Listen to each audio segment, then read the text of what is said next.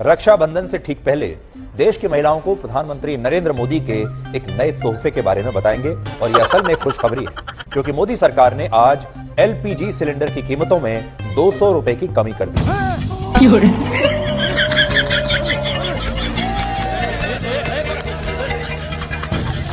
आप देख रहे हैं, यानी ये जो सिलेंडर मैया है, ये जो सिलेंडर देवी है, देश की सभी बहनों की ओर से मैं प्रधानमंत्री मोदी जी का आभार करती हूँ कि उन्होंने गैस का जो सिलेंडर है उसको 200 रुपए सस्ता करके एक शगुन दिया, एक सौगात दी है। अच्छा, हमको सिखा रिया है। रुको जरा, सब्र करो। अब इलेक्शन आ रहा है 24 का और दिसंबर तक सिलेंडर, पेट्रोल, डीजल, इन सब की कीमतें घट जाएंगी अपने आप। 4.5 साल दबा के पैसा लेना है और फिर 6 महीना छूट देनी है उसी पैसे में से। जो बेवकूफ है उसको बेवकूफ बनाना ही चाहिए। आपने सबसे पहले घबराना नहीं है।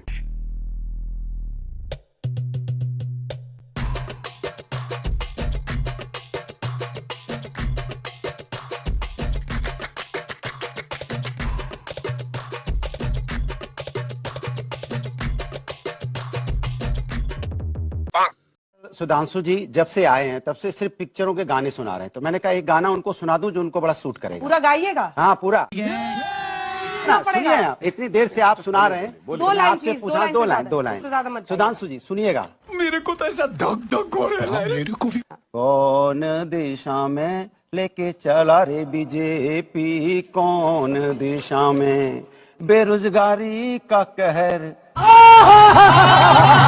महंगाई से कमर टूटते रे टूटते। प्यारी समझ गई। कौन दिशा में लेके चला रे बीजेपी, गाना गाना पड़ रहा है लोगों को अपनी तरफ लुभाने का। 4 गाने सुना चुके, तो मैंने कहा उनको सुना दूं। आप ये बताइए, आपने कहा राजतंत्र, राजतंत्र का मतलब आपको पता है? पता है? बताओ। राजतंत्र का मतलब मेरे बाद मेरा बेटा ही होगा। अब आपके बीच में नहीं बोला, कहा ए करने लग गए।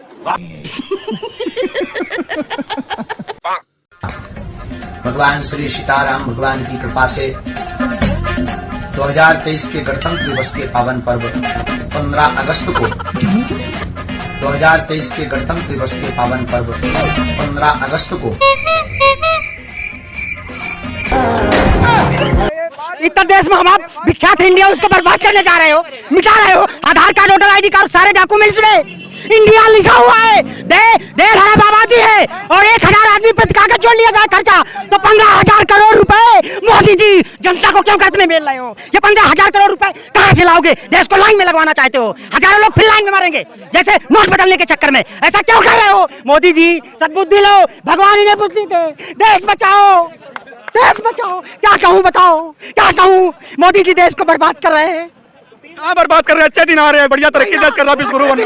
अच्छे दिन में तो मरी थी, रोजगार नहीं मिला, 2 करोड़ नौकरी के आशा लगाए आंखें पथरा गई। मोदी जी तुम अपन ये गुजरात ले जाओ, तुम वो भाग जाओ। मेरा तो इतना लाइफ खराब हो गया है, इतना लाइफ खराब हो गया है मेरा। खत्म, bye bye, tata, good bye, गया।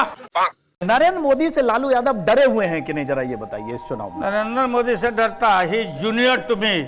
उनका 65 साल उम्र हुआ और हमारा 70 साल उम्र हुआ, और राजनीति में 90 में हम आए, बाद में आए होंगे। लेकिन 330 सीट नरेंद्र मोदी के नाम पर देश में बीजेपी और नरेंद्र मोदी का झाल बजा रहे हैं। आप लोगों को हम क्यों झाल बजा? अरे आप लोगों को फायदा पहुंचा ही दिए हैं। अब कहाँ नरेंद्र मोदी? नरेंद्र मोदी देश के प्रधानमंत्री कि हम चाय जब बेचने लगे तब हम हिंदी सीखा, तब अंग्रेज थे क्या? अमृत की बूंद जमीन पर गिरने से 1 बूंद लहसुन हो गई, 1 बूंद से प्याज हो गई।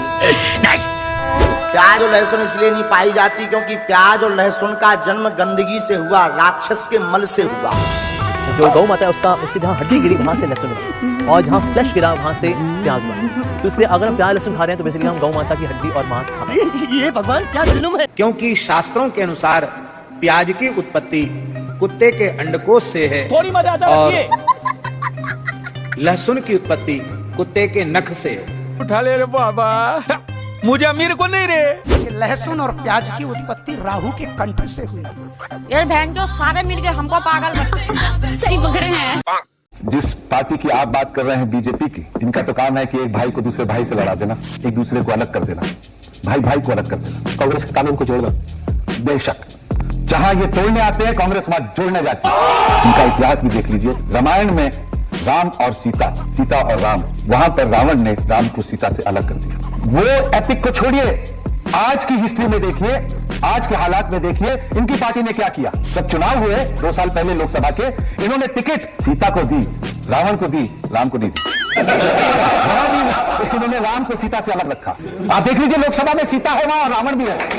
देश में भी यही कर रहे हैं, एक भाई को दूसरे भाई से अलग कर रहे हैं, हिंदू को मुसलमान से, सिख को ईसाई से।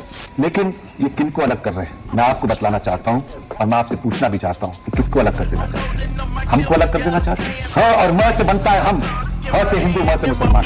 और गांधी जी तो कहते हैं चोर से घृणा, चोरी से घृणा मत करो, चोर से घृणा मत, चोरी से घृणा करो, चोर से मत करो।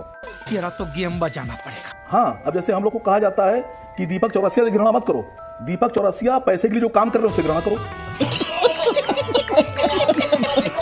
सुनिए, तो आपका चैनल देखने वाले बेवकूफ लोग नहीं है, बहुत अकलमंद हैं, सब समझते हैं। सर मैं तो अपने को सर्टिफिकेट देता हूं, मैं टोटल बेवकूफ हूं, आप समझाते ही नहीं मुझे ठीक से। मैंने आपसे कहा कि उत्तरकाशी में लव जिहाद आप इब्राहिम मोसाद से सीधे उत्तरकाशी पे आ गए। लड़की भी हिंदू है, लड़का भी हिंदू है। नहीं, लड़का भी हिंदू है, लड़की भी हिंदू है। उसको लव जिहाद क्यों बता रहे थे आप? आपने पूरी स्टोरी क्यों नहीं चलाई? अब जब मैं पूछूंगा तो आप कहेंगे कि साहब मुझे पता नहीं। तो अगर आपको पता नहीं है तो फिर पत्रकार कहेंगे,